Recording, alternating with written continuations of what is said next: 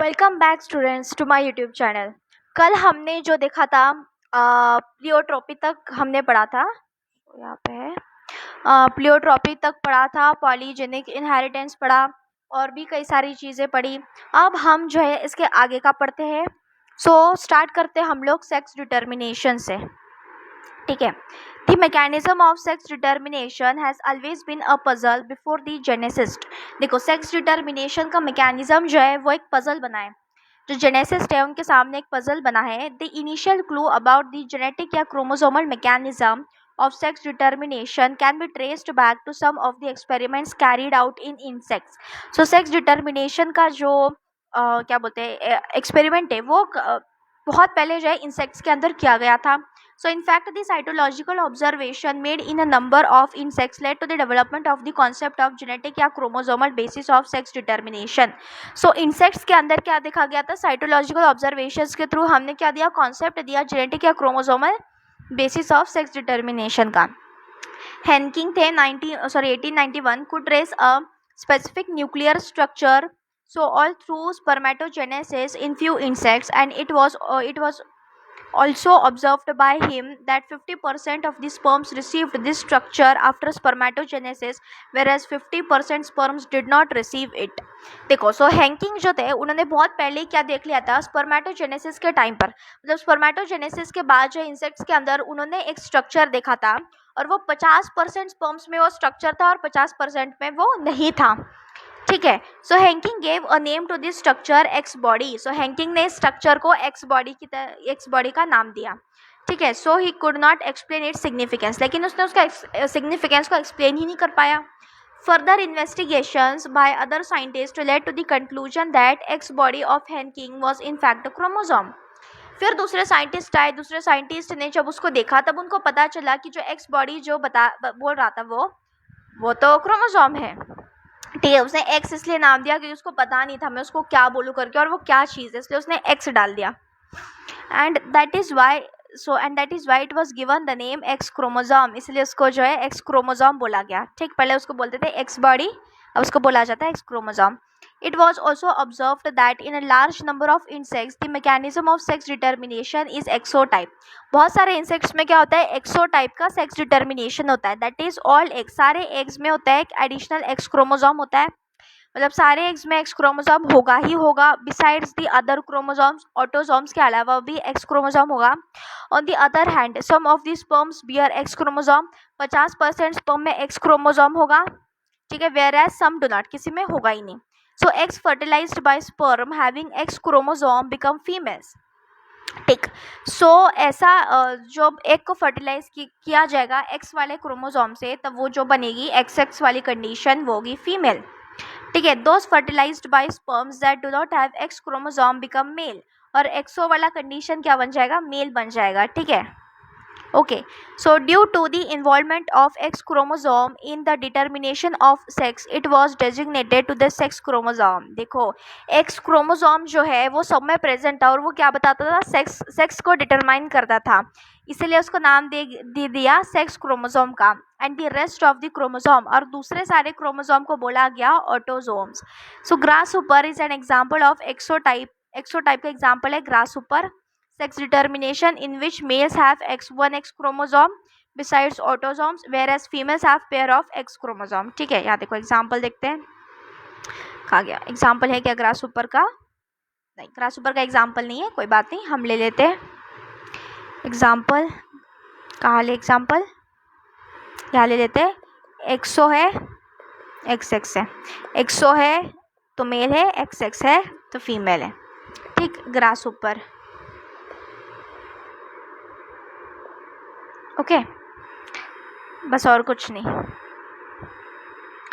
So these observations led to the investigation of number of species to understand the mechanism of sex determination.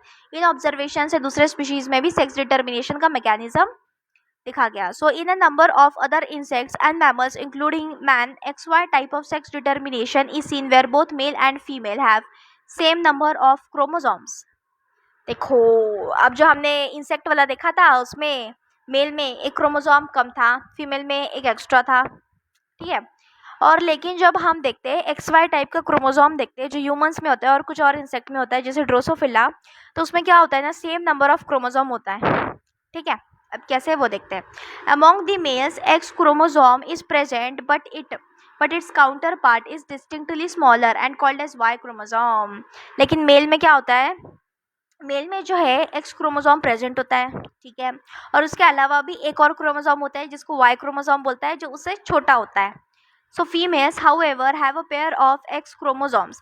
Females के पास क्या होते हैं, 2 X chromosome होते हैं। Both males and females bear same number of autosomes, और दोनों में सेम नंबर ऑटोसोम्स होते हैं। Hence the males have autosomes plus XY।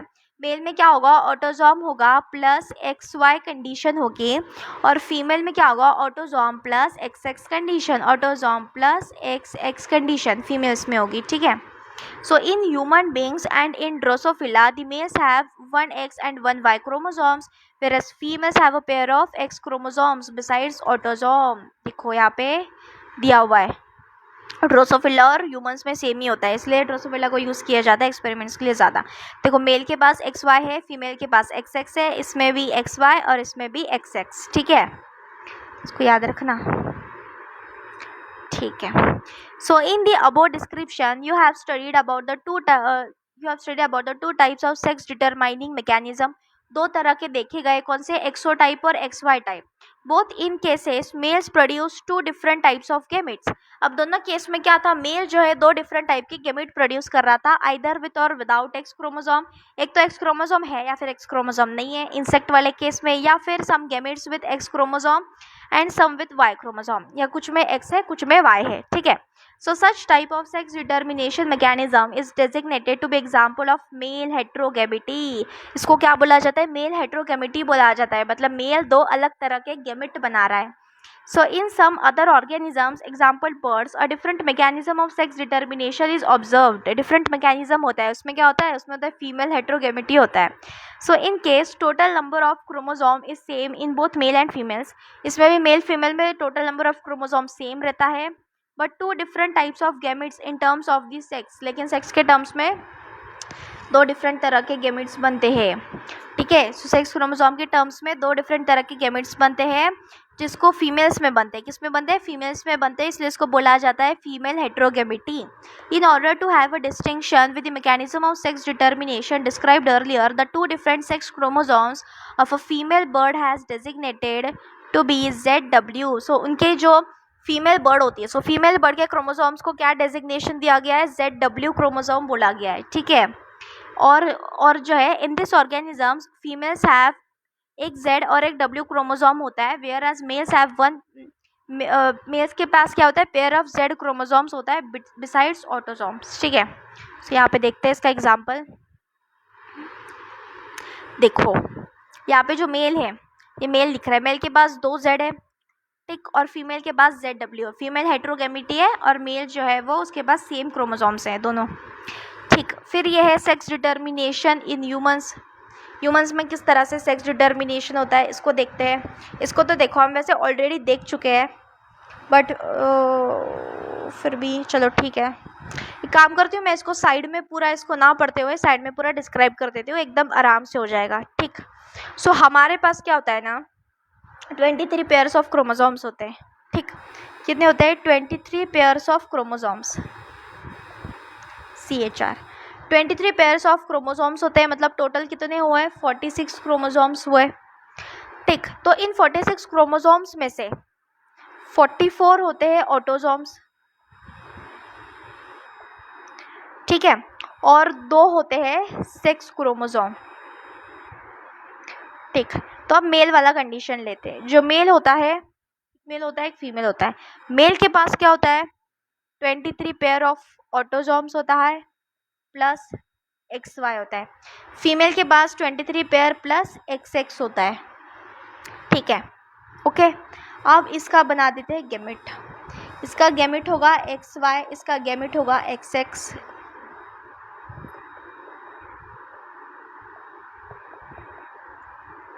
ठीक, ठीक है, ठीक है, ये बनेगा फीमेल, ये बनेगा मेल, समझ गए। जब ये एक्स एक्स के साथ करेगा, एक्स एक्स के साथ मिलेगा तो बन जाएगा फीमेल, और एक्स और वाई मिलेगा तब बन जाएगा मेल। तो ये 2 कंडीशंस आती है। तो ये था पूरा ह्यूमंस का, और ये किसके साथ 23 ऑटोसोम्स तो होंगे ही होंगे ह्यूमंस में। तो यही पूरा इधर जो है डिस्क्राइब किया गया है कि 50% गैमेट में एक्स क्रोमोसोम होगा, 50% में वाई क्रोमोसोम होगा मेल के अंदर, और फीमेल के अंदर पूरे 100% गैमेट्स में हर एक गैमेट में क्या होगा, हर एक गैमेट में क्या होगा, एक्स क्रोमोसोम ही होगा। इसीलिए जो सेक्स ऑफ द बेबी किस पर डिपेंड करता है, मेल पर डिपेंड करता है। क्यों? क्योंकि मेल के पास 2 अलग तरह के क्रोमोसोम्स होते हैं। ठीक है, फिर आते हैं sex determination in honey bee. ये वाला तो काफ़ी ज़्यादा मतलब बहुत ही अनोखा सेक्स डिटर्मिनेशन है। So the sex determination in honeybee is based on the number of sets of chromosomes an individual receives. ये किस पर डिपेंड करता है? Number of the set of chromosomes कि इंडिविजुअल के पास कितना सेट है क्रोमोसोम्स का। And offspring formed from an union of sperm and egg develops as female queen या वर्कर। ठीक, ऐसी हनी बी जो एग और स्पर्म के डेवलपमेंट से बनी है वो क्या होती है, फीमेल होती है, और वो हो सकती है वर्कर या फिर क्वीन हो सकती है। ठीक, वर्कर या फिर क्वीन हो सकती है। एंड एन अनफर्टिलाइज्ड एग, और एक अनफर्टिलाइज्ड एग को है क्या बनाता है, मेल बनाता है, ड्रोन बनाता है by means of parthenogenesis. Parthenogenesis के थ्रू अनफर्टिलाइज्ड एग क्या बना देगा, ड्रोन बना देगा। अनफर्टिलाइज्ड एग हैप्लॉइड कंडीशन है। This means that the males have half the number of the chromosomes. Males में हाफ नंबर होता है क्रोमोसोम का, हैप्लॉइड कंडीशन है, then that of female. The females are diploid, females diploid होती है, 32 chromosomes होते हैं। And males are haploid, haploid होते हैं, उसमें सिर्फ 16 क्रोमोसोम्स होते हैं। So this is called as haplodiploid sex determination. So honey bee वाला सेक्स डिटर्मिनेशन कौन सा होता है, हैप्लोडिप्लॉयड सेक्स डिटर्मिनेशन है। Has special characteristic features such as males produce sperms by mitosis. They do not have father and thus cannot have sons, but have grandfather and have grandsons. देखो इसमें क्या हो रहा है ना, जो मेल्स जो है वो देखो character such as males produce sperms by mitosis. Males क्या करते हैं, स्पर्म को प्रोड्यूस करते हैं, किसके थ्रू, माइटोसिस के थ्रू स्पर्म्स को प्रोड्यूस करते हैं। उनका कोई फादर नहीं होता है क्योंकि वो डायरेक्ट मदर से बने हैं, और मदर ने नो फर्टिलाइजेशन, मदर में कोई फर्टिलाइजेशन नहीं हुआ है। मदर का एग जो है डायरेक्ट मेल में बना है, मदर का एग जो है वो डायरेक्ट मेल में गया है, इसलिए उनका कोई फादर नहीं है। ठीक है, इसलिए उनके कोई बच्चे नहीं होंगे, लेकिन उनका ग्रैंड फादर होता है। ग्रैंड फादर कैसे होगा, मतलब नाना जी होगा, नाना जी होता है उनका। नाना जी क्यों होता है, क्योंकि जो उनकी मम्मी बनी है, तो मम्मी किससे बनी है, मेल फीमेल स्पर्म एग जब मिला तब जाके मम्मी बनी। तो मम्मी बनाने के लिए तो नाना नानी चाहिए, तो नाना जी होते हैं, उनके नानी होती है, नाना जी होते हैं, लेकिन उनके पापा नहीं होते। इसीलिए वो अपने ग्रैंडसन्स, इसलिए वो जो है उनके ग्रैंडसन हो सकते हैं, वो भी एक ना एक दिन नाना जी ज़रूर बनेंगे। So how is a sex determination mechanism, किस तरह से सेक्स डिटर्मिनेशन मैकेनिज़्म डिफरेंट है बर्ड्स में। ठीक है, सो इसको भी हम देखते हैं। कहाँ गया, ओह ये तो डायरेक्ट म्यूटेशन आ गया। ठीक, फिर आते हैं म्यूटेशन पर।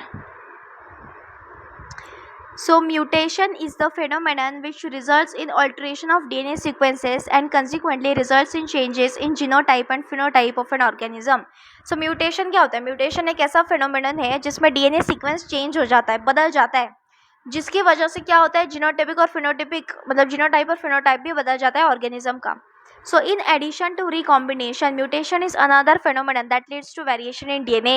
So recombination और mutation ये दो ऐसे phenomenon है जिसके थ्रू जो है DNA के अंदर variation आता है, change आता है।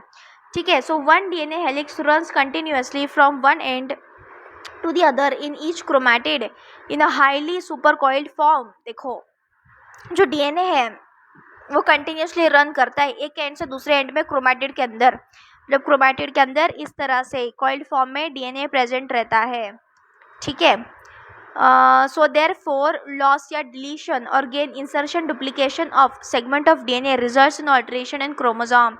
इसलिए क्या होता है, क्रोमोसोम में भी चेंज होता है। अगर किसी भी डीएनए के अगर एक बेस पेयर में भी चेंज हो जाए तो उसके वजह से पूरे क्रोमोसोम में भी चेंज होता है। Since genes are known to be located on chromosomes, alteration in chromosome results in abnormalities or aberrations. देखो जीन जो है क्रोमोसोम पर लोकेटेड रहता है, इसलिए अगर क्रोमोसोम में भी कोई चेंज आता है तो उससे क्या होता है, एबनॉर्मेबिलिटीज आती है, ठीक है। So chromosomal aberrations are commonly observed in cancer cell. So chromosomal aberration किस में देखी जाती है, कैंसर सेल में ज़्यादातर देखी जाती है। So in addition to above mutation also rise due to change in single base pair of DNA. अगर एक सिंगल बेस पेयर में भी चेंज होता है तब भी म्यूटेशन होता है, this is known as point mutation, और उसको बोला जाता है पॉइंट म्यूटेशन बोला जाता है। A classic example of such mutation is sickle cell anaemia.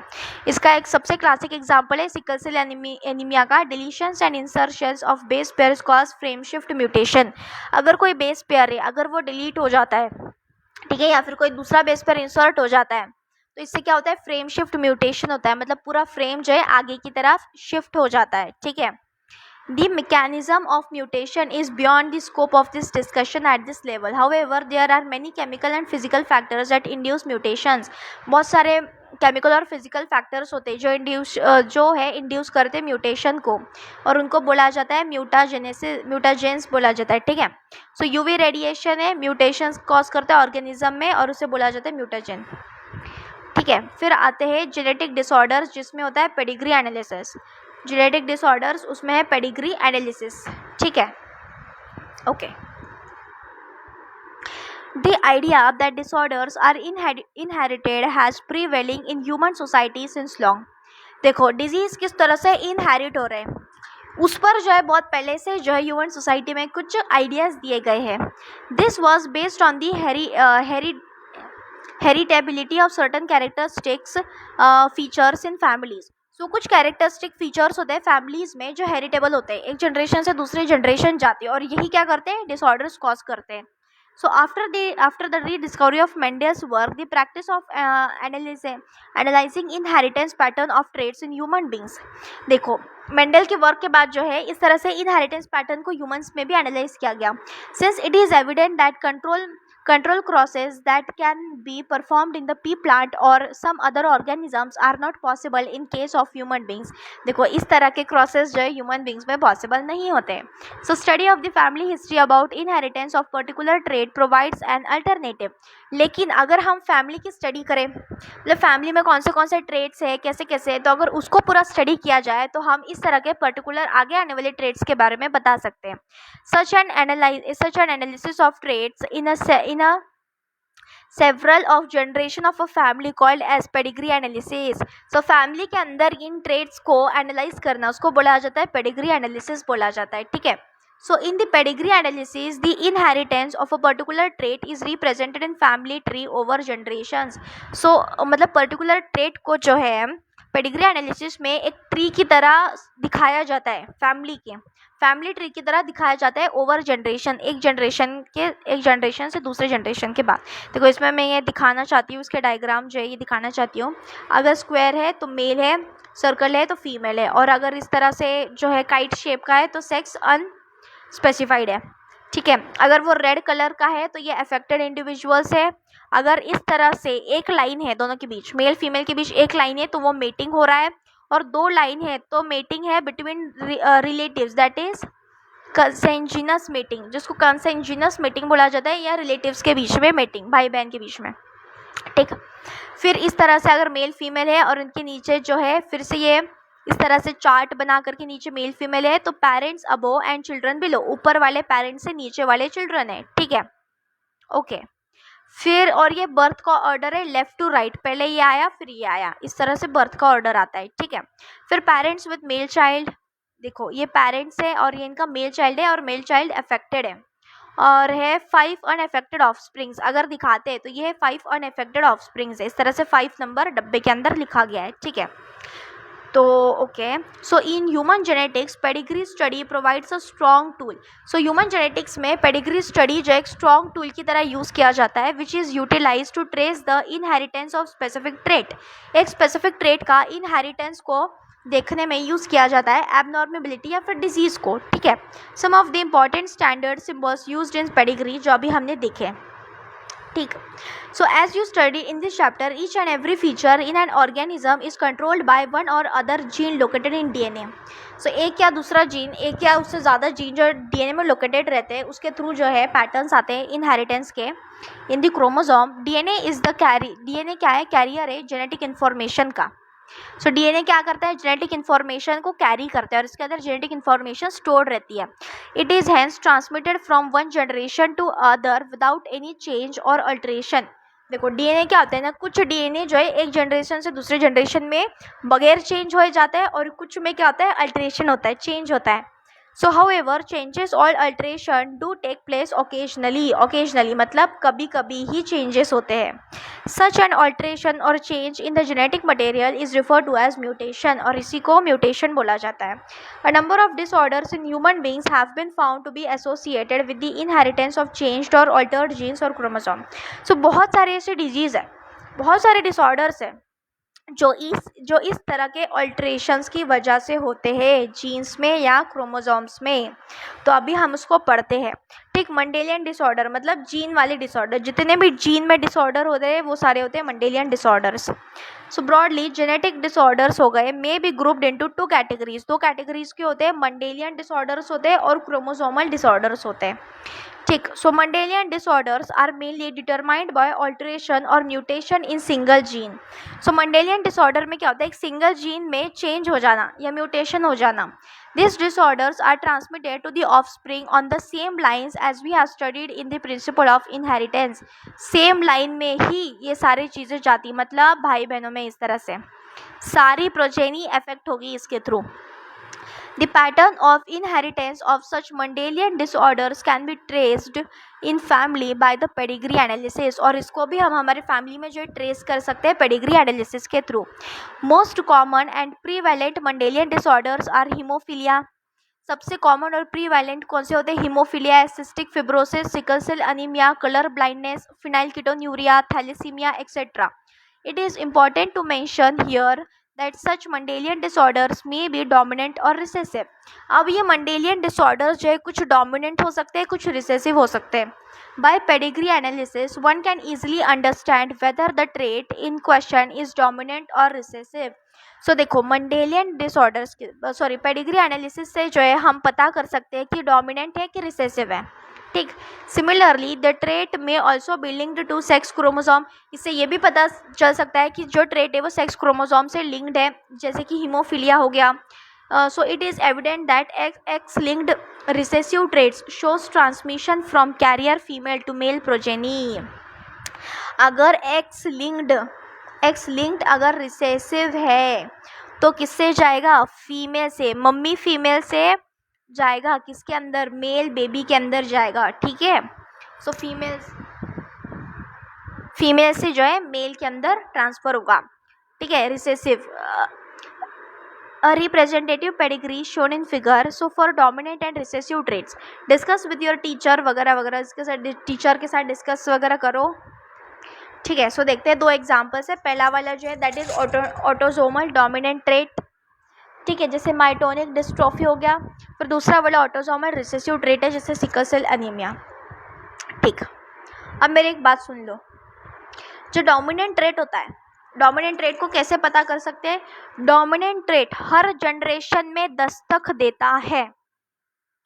अगर एक भी पेरेंट उस ट्रेट से, मतलब एक भी पेरेंट उस डिसऑर्डर से गुजर रहा है तो उसके बच्चे, उसमें से कोई एक आध बच्चा या एक से ज़्यादा बच्चा उस डिसऑर्डर का शिकार बन सकता है।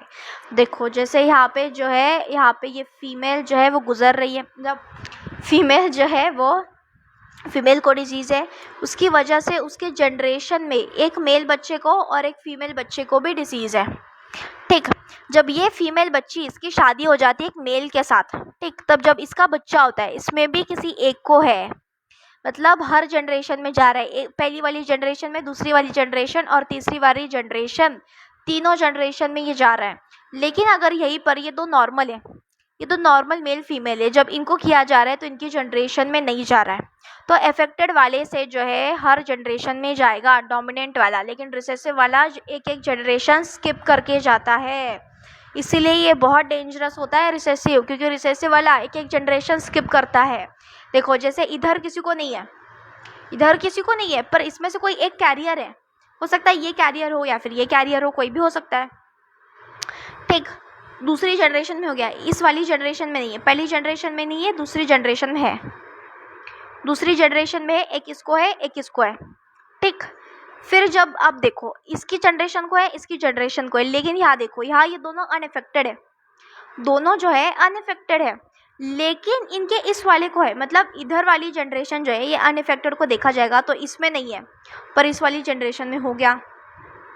और जो अफेक्टेड है उनका तो होगा ही होगा, उनका तो कंफर्म है, लेकिन जो अनएफेक्टेड है उनकी जनरेशन में भी हो गया। क्यों? क्योंकि किसी एक का जो है, किसी पिछली उनकी जो मम्मी वगैरह होगी उनमें से किसी एक के पास क्या है, कैरियर है, इसलिए वो भी कैरियर बन गए और कैरियर की वजह से उनके आने वाला बच्चा जो है वो अफेक्टेड हो गया। तो इस तरह से रिसेसिव वाला होता है। अब इसके एग्जाम्पल्स, अब इसको समझते हैं डिफरेंट डिफरेंट डिसऑर्डर्स को। जैसे आते हैं colour blindness, it is a sex linked recessive disorder, ये सेक्स लिंक्ड रिसेसिव डिसऑर्डर है so due to defect in either red or green cone of eye resulting in failure to discriminate between red and green color। देखो जो आंखों के red और green cone जो रहते हैं आंखों के, तो उसमें डिफेक्ट हो जाता है, जिसकी वजह से क्या होता है, रेड और ग्रीन कलर में डिफरेंस नहीं बता सकते। This defect is due to mutation in certain genes present in X chromosome. और ये डिफेक्ट किसकी वजह से होता है, म्यूटेशन होता है जीन्स का, और वो जीन्स किसके ऊपर प्रेजेंट है, एक्स क्रोमोसोम पर। So it occurs in about 8% of males and about 0.5% of females। Mails में ज़्यादा होता है। क्यों मेल्स में ज़्यादा होता है? क्योंकि मेल के पास सिर्फ एक ही क्रोमोसोम होता है। ठीक, फीमेल के पास 2 क्रोमोसोम होता है, इसलिए फीमेल बच जाती है, फीमेल कैरियर बन जाती है, लेकिन बेचारा मेल तो इफेक्ट हो जाता है, उसके पास एक ही क्रोमोसोम है। So this is because the genes that lead to red green colour blindness are on X chromosome. So ये जीन जो है एक्स क्रोमोसोम के ऊपर होते हैं। Males have only 1 X chromosome, male के पास सिर्फ एक ही एक्स क्रोमोसोम होता है, females have 2। The son of a woman, so एक सन वुमन का, हु कैरीज, जो कैरियर है, वुमन कैरियर है और उसका सन है। सो वो as gene has 50% chance of being colour blind, तो उसका बच्चा जो होगा, सन जो होगा, उसका 50% चांस रहेगा कलर ब्लाइंड होने का। The mother is not herself colour blind, so mother जो है खुद कलर ब्लाइंड नहीं है।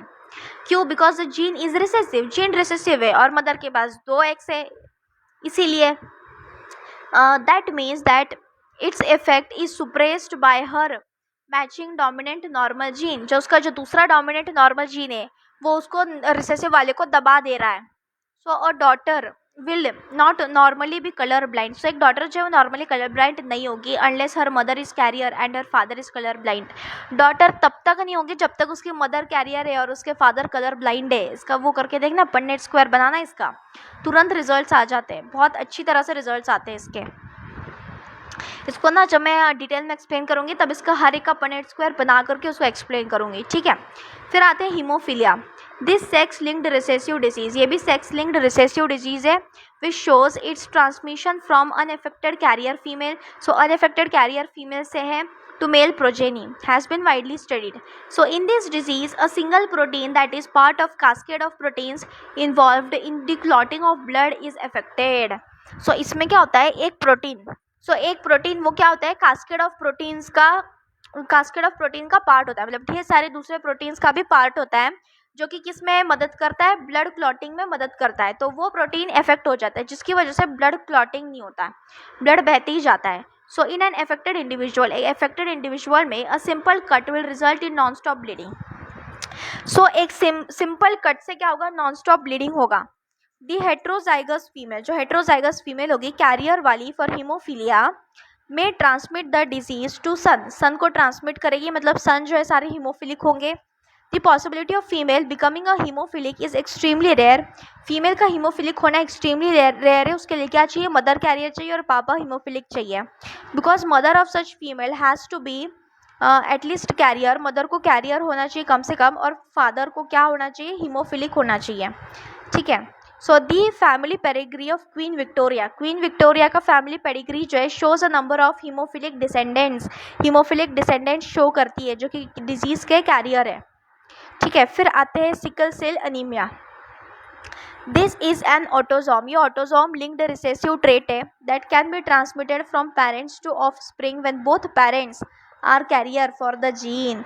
जब दोनों पेरेंट्स कैरियर हो जीन के लिए, जब दोनों पेरेंट्स जो हो हेट्रोजाइगस हो, तब जा कर के ये ट्रांसमिट होता है बच्चों में। This disease is controlled by a single pair of allele. So एक सिंगल पेयर कंट्रोल करता है, दैट इज HbA और HbS।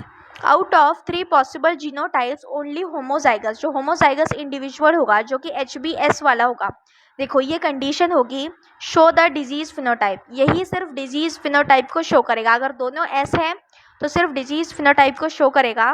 फिर होता है हेट्रोजाइगस कंडीशन, A और S वाला individuals appear apparently unaffected but they are carrier of the disease as there is 50% probability of transmission of the mutant gene to the progeny.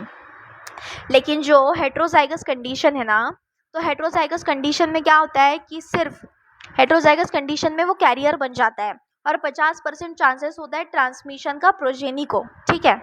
सो दस exhibiting sickle cell traits, जिससे क्या आता है, sickle cell traits आता है। सो ये जो career होते हैं उनमें सिर्फ सिकल सेल ट्रेट्स आते हैं, वो सिकल सेल एनीमिया नहीं होता है, क्योंकि सिकल सेल एनीमिया अगर किसी को हो गया तो वो बच्चा जो है अपने एडल्टहुड तक जी नहीं पाता है, ठीक है। The defect is caused by substitution of glutamic acid. अब ये किसकी वजह से होता है, ग्लूटामिक एसिड का सब्सटीट्यूशन होता है, किससे सब्सटीट्यूशन होता है, वैलिन से। देखो यहाँ पे क्या हो गया है ना, यहाँ पे ये GAC है तो यहाँ पे CTC बना है, ठीक है। यहाँ पे GTC हो गया है, एक ही जगह T आ गया है तो इसलिए CAC बन गया, ठीक। सो mRNA में क्या बन गया, GAG और GUG। तो यहाँ पे बन गया, यहाँ पे ग्लूटामिक एसिड की जगह क्या लग गया, वैलिन लग गया, जिसकी वजह से सिकल जो ये शेप है, देखो नॉर्मल RBCs का शेप इस तरह से होता है, गोल गोल वाला शेप होता है, बाय कॉन्वेक्स शेप होता है, लेकिन वो बन गया सिकल सेल की तरह, इस तरह से चपटा चपटा शेप बन गया, ठीक है। जिसकी वजह से ऑक्सीजन डिफिशियंसी आ गई RBCs में, RBCs अच्छे से ऑक्सीजन से बाइंड नहीं कर पाई, ठीक। RBCs का हीमोग्लोबिन, ग्लूटामिन जो वैलिन से चेंज हो जाता है at the sixth position of the beta globin chain, किसके, beta globin chain of haemoglobin molecule. The substitution of amino acid in globin protein results due to single base substitution.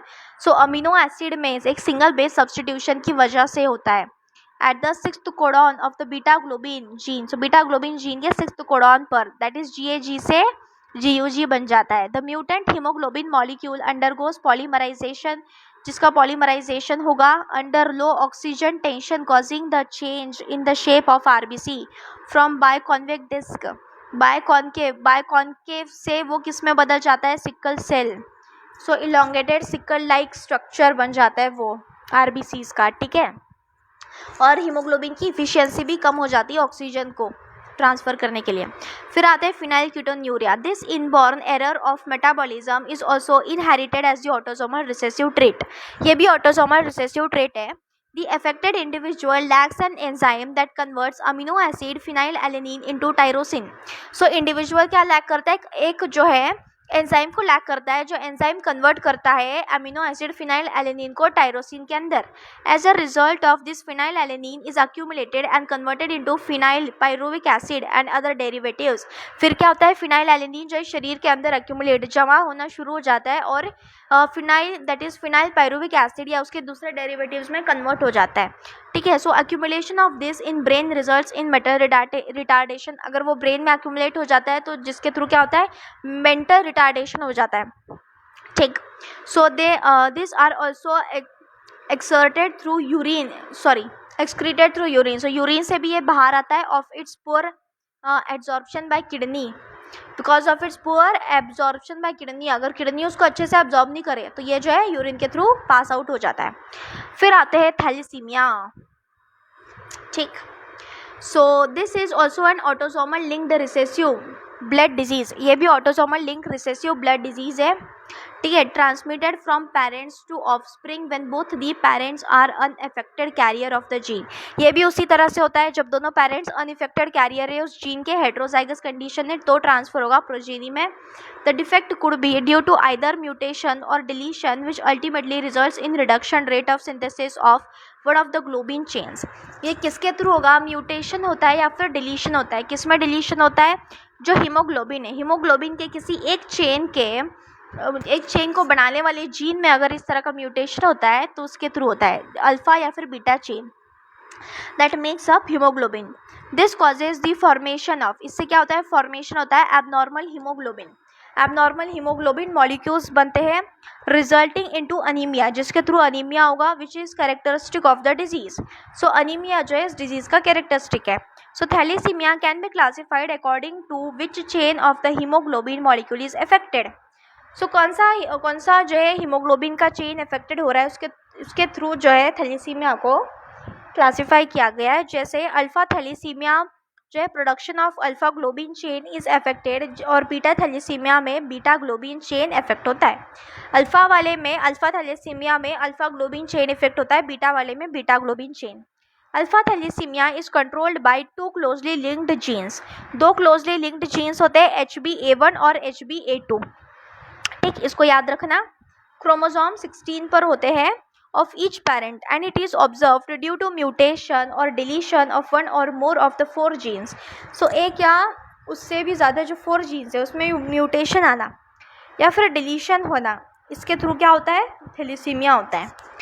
The more genes affected, जितने ज़्यादा genes affect होंगे the less alpha globin molecule produce, उतना कम alpha globin molecule produce होगा. While beta thalassaemia is controlled by a single gene, और beta thalassaemia एक single gene से control होता है जो होता है HBB on chromosome 11 of each parent and occurs due to the mutation of one or both the genes. एक gene या दोनों जीन में म्यूटेशन, मतलब दोनों पेरेंट के जीन में म्यूटेशन या एक जीन में म्यूटेशन की वजह से भी होता है. ठीक है. So thalassaemia differ from sickle cell anaemia in that the former is quantitative problem of synthesizing too few globin molecules, while the latter is the qualitative problem of synthesizing an incorrectly functioning globin molecule. देखो thalassaemia में क्या होता है, quantity कम होती है, जो globin molecule बनता है उसका क्वांटिटी कम बनता है. और सिकल सेल एनीमिया में क्या होता है, जो क्वालिटी रहती है ग्लोबिन मॉलिक्यूल की वो क्वालिटी इफेक्ट होती है, मतलब अच्छी क्वालिटी का नहीं बनता. ठीक है. फिर आते हैं हम लोग क्रोमोसोमल डिसऑर्डर्स पर. ठीक है. So the chromosomal disorders on the other hand are cause due to, so ये क्रोमोसोमल डिसऑर्डर्स किसकी वजह से होते हैं, cause due to absence or excess or abnormal arrangement of one or more chromosome. अगर कोई एक क्रोमोसोम एब्सेंस हो जाए, कोई एक क्रोमोसोम कम हो जाए, या फिर कोई एक क्रोमोसोम बढ़ जाए, या फिर एबनॉर्मल अरेंजमेंट हो जाए क्रोमोसोम का, तो उससे क्या होता है, क्रोमोसोमल डिसऑर्डर्स होते हैं. Failure of segregation of chromatids, जो क्रोमैटिड्स का सेग्रीगेशन में फेल्योर आना. ड्यूरिंग सेल डिवीजन साइकिल, हो सकता है कि जहाँ पे दो क्रोमोसोम्स, जो दो सिस्टर क्रोमैटिड्स है वो अलग होना है, वहाँ पर क्या हो जाएगा, दो सिस्टर क्रोमैटिड्स एक साथ किसी एक सेल में चला जाएगा, जिसकी वजह से एक क्रोमोसोम एक सेल में बढ़ गया, दूसरे क्रोमोसोम में दूसरे सेल में क्रोमोसोम कम हो गया, जिसके थ्रू क्या होगा, गेन और लॉस होगा क्रोमोसोम्स का, जिसको बोला जाता है एन्यूलोप्लॉइडी. अगर एक क्रोमोसोम कम ज़्यादा हो जाए उसको बोला जाता है aneuploidy. For example Down syndrome results in the gain of extra copy of chromosome 21. So Down syndrome में क्या होता है, एक्स्ट्रा कॉपी आ जाती है क्रोमोसोम 21 की. सिमिलरली टर्नर सिंड्रोम जो है results due to loss of an X chromosome, और टर्नर सिंड्रोम में एक एक्स क्रोमोसोम कम हो जाता है ह्यूमन फीमेल्स के अंदर. Failure of cytokinesis after telophase stage of cell division results in an increase in a whole set of chromosome in an organism, and the phenomenon is known as polyploidy. भाई polyploidy में क्या हो जाता है, polyploidy में पूरा set ही double हो जाता है. जैसे कि क्या होता है, देखो जब वो टीलोफेज, मतलब जब साइटोकाइनेसिस होना है, जब सेल के अंदर साइटोकाइनेसिस होना है, तब उस टाइम पर क्या होता है, अगर एक सेल में सारे क्रोमोसोम चले गए और दूसरे सेल में कोई भी क्रोमोसोम नहीं गए, तो उस टाइम पर क्या हो जाएगा, पॉलीप्लॉइडी कंडीशन आ जाएगी. और ये किस में देखा जाता है, ह्यूमंस में नहीं होता है, ये प्लांट्स में देखा जाता है. ठीक है. So the total number of chromosomes in a normal human cell is 46. 23 pair of chromosomes होते हैं, टोटल 46 होते हैं ह्यूमंस में. Out of this 22 pairs are autosome, 22 pairs autosome होते हैं. 1 pair of chromosome are sex chromosome, एक pair जो रहता है वो सेक्स क्रोमोसोम का होता है, XX फीमेल और XY मेल. समटाइम्स दो rarely either and additional copy of chromosome में बी इंक्लूडेड. कभी कभी क्या होता है कि एडिशनल कॉपी भी आ जाती है क्रोमोसोम की इन एन इंडिविजुअल, एक इंडिविजुअल में, और एन इंडिविजुअल, या फिर कोई एक इंडिविजुअल क्या कर सकता है, लैक कर सकता है one of any pair of the chromosomes. This situation are known as trisomy. इस सिचुएशन को ट्राइसोमी बोला जाता है. ट्राइसोमी मतलब 3 क्रोमोसोम हो जाना. ठीक है. सो देखो 2 क्रोमोसोम्स तो है ही है, साथ में एक और क्रोमोसोम आ गया तो ये 3 हो गया, दैट इज ट्राइसोमी। ठीक, और monosomy, monosomy of a chromosome, monosomy किसमें बोला जाता है जब एक पेयर चला गया। देखो एक सेल है, इसमें 2 क्रोमोसोम है, ठीक, ये दूसरा सेल है, इसमें 2 क्रोमोसोम है। डिवीजन के टाइम क्या हो गया, ये वाला सेल का क्रोमोसोम इधर ही आ गया तो ये बन गए 3 क्रोमोसोम, ये हो गया ट्राइसोमी। एक सेल में आ गए 3 क्रोमोसोम, ट्राइसोमी। अब इसमें एक ही रह गया, एक ही क्रोमोसोम रह गया, दैट इज मोनोसोमी। ठीक, और दूसरे क्रोमोसोम्स तो है ही है, ये एक पेयर की बात हो रही है। ठीक, so such situation leads to very serious consequences, बहुत सीरियस कंसिक्वेंसेस होते हैं इंडिविजुअल्स में। Down syndrome, Turner syndrome, Klinefelter syndrome common examples है इन क्रोमोसोमल डिसऑर्डर्स के। ठीक है, सो पहले हम देखते हैं डाउन सिंड्रोम को। The cause of this genetic disorder is the presence of an additional copy of the chromosome number 21। Trisomy हो जाती है 21 की, एक एडिशनल कॉपी आ जाती है क्रोमोसोम नंबर 21 की। ठीक, this disorder was first described bye Langdon down, so Langdon down ने सबसे पहले डिस्क्राइब किया गया, इसलिए इसका नाम रखा गया down syndrome. The affected individual is short, अब अफेक्टेड इंडिविजुअल में क्या फिनोटाइप आएगा, वो शॉर्ट होगा, कद छोटा होगा, short statured with small round head, छोटा सा राउंड हेड होगा, फरो टंग होगी, इसे गोल घूमने वाली टंग होगी, पार्शियली ओपन माउथ होगा उसका, पाम इज ब्रॉड, उसका पाम जो है काफ़ी ब्रॉड होगा, विथ कैरेक्टरिस्टिक पाम क्रीज, जो कैरेक्टरिस्टिक पाम क्रीज होगा वो नहीं होगा। सो फिजिकल और psychomotor and mental development is retarded, physical और मेंटल डेवलपमेंट दोनों रिटार्डेड होती है। देखो यहाँ पे इसका एग्जाम्पल है, देखो इसका फेस राउंड है, छोटा सा फेस है, इसका जो है यहाँ से क्लियरली दिख नहीं रहा है, इसका ओपन माउथ है, इसका ओपन माउथ है। फिर उसके बाद इसके देखो पाम जो है, पाम इस तरह से गोल गोल तरह के पाम है, और उसके बाद उसके ऊपर क्रीजेस जो है वो काफ़ी कम है। देखो ब्रॉड फ्लैट फेस है इसका, बिग एंड रिंकल्ड टंग है इसकी, कंजेनिटल हार्ट डिजीज भी हो सकता है इसमें, फ्लैट बैक ऑफ हेड, पीछे का हेड जो है पूरा फ्लैट रहता है, many loops on finger tips, finger tips पर बहुत लूप्स होते हैं, और पाम क्रीज होता है। ठीक है, फिर आते हैं क्लिंगफिल्टर सिंड्रोम। क्लिंगफिल्टर सिंड्रोम में this genetic disorder is also caused due to presence of an additional copy of X chromosome. ये किसकी वजह से होता है, एक एडिशनल कॉपी हो जाती है एक्स क्रोमोसोम में, किसमें, मेल इंडिविजुअल्स में एक्स क्रोमोसोम एक और आ जाता है, resulting into a कार्योटाइप 47 total number of chromosome 47 हो जाता है, और उसमें होता है XXY कंडीशन होती है। Such an individual has overall masculine development, इसमें क्या होता है, मस्कुलाइन डेवलपमेंट आ जाता है। However the feminine development of breast that is gynaecomastia is also expressed, such individuals are sterile.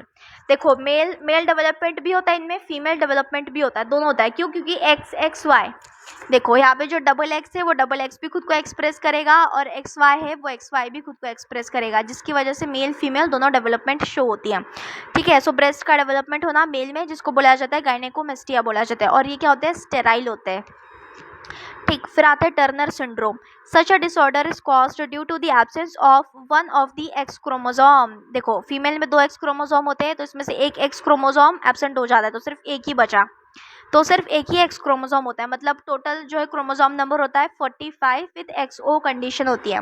Such females are sterile, ऐसी फीमेल स्टेराइल से as ovaries are rudimentary, ovaries क्या होती है, उनकी रूडिमेंट्री ओवरीज होती है, मतलब उनकी ओवरीज जो रहती है उनकी अंडर डेवलप्ड ओवरीज रहती है, जो फंक्शन नहीं करती है। Other features including lack of other secondary sexual characters, इनमें दूसरे जो है सेक्सुअल कैरेक्टर्स भी लैक करते हैं। देखो दोनों के एग्जाम्पल है, this is the Klinefelter and this is Turner syndrome, दोनों का एग्जाम्पल दिया हुआ है, मतलब डायग्राम दिया हुआ है। ठीक है, ओके, तो ये चैप्टर जो है यही समाप्त हो जाता है। काफ़ी लंबा चैप्टर था, 3 पार्ट्स में हमने इसको कवर किया। ठीक है, तो अगर आपको मेरा पढ़ाना अच्छा लगा है तो लाइक कीजिए, सब्सक्राइब कीजिए और शेयर कीजिए चैनल को, बेल आइकन को क्लिक कीजिए ताकि आने वाले वीडियोस के बारे में आपको पता हो। मिलते हैं नेक्स्ट वीडियो में।